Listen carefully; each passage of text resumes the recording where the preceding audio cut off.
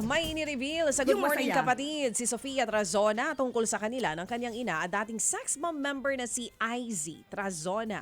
Ayon sa kanya, nag-uusap pa rin naman sila ng kanyang mommy. Bago po yan, nag-post pa nga si Sofia ng text conversation nila ni Izzy na mahal pa rin nila ang isa't isa. Sa gitna po yan ng pambabash kina Izzy at sa mister na si Alvin Aragon dahil nga sa mga paniniwala nito. Sa kabilang banda, binida rin ni Sofia na todo support naman sa kanya ang ama na si Michael Navarro. Sa katunayan, tutok na tutok pa ang kanyang tatay sa guesting sa Good Morning Kapatid. Layag na nga po ang pag-iibigan nina Aiko Melendez at Juan Mig Bondoc, si Onimig. Ilang araw nga po matapos nilang kumpirmahin ang kanilang relasyon, may pa-love letter na po si Onimig sa kanya pong Han.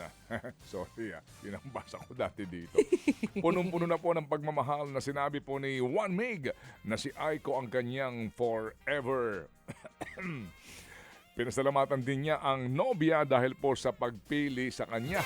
Kiligo naman ang fans ng dalawan nang sumagot si Aiko ng short but sweet na I love you, quote unquote. Higit isang linggo na mula po ng i-hard launch ni na Aiko at Juan Mig ang kanilang relasyon. At ayon sa dalawa, hindi raw sila naggagamitan. Pareho naman daw silang nasa tamang edad na at matagal na rin pong magkakilala.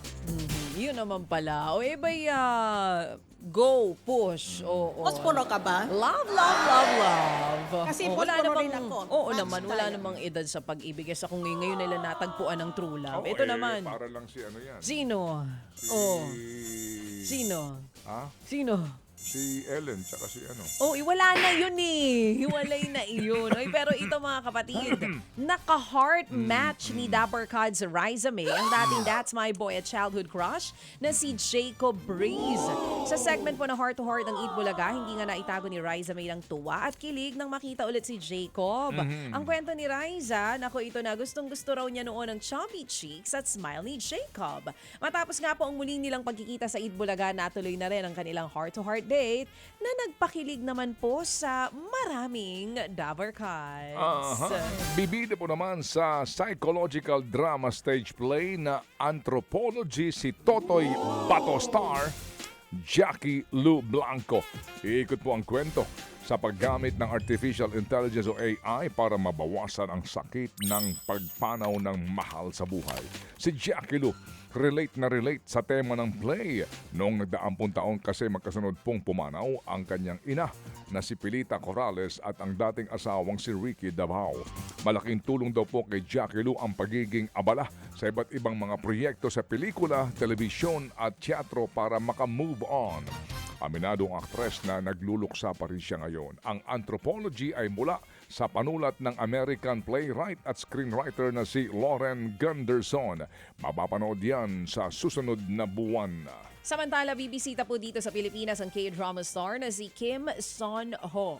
Muli po siyang magpapakilig sa Pinoy fans para sa kanyang fan meet na mangyayari naman po sa Araneta Coliseum on May 31.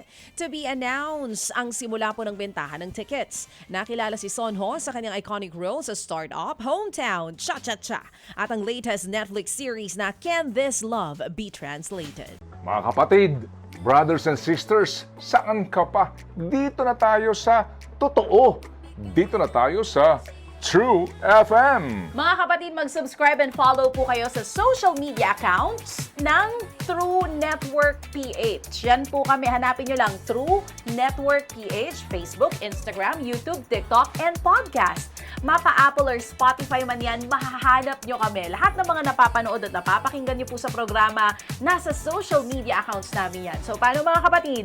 See you sa social media!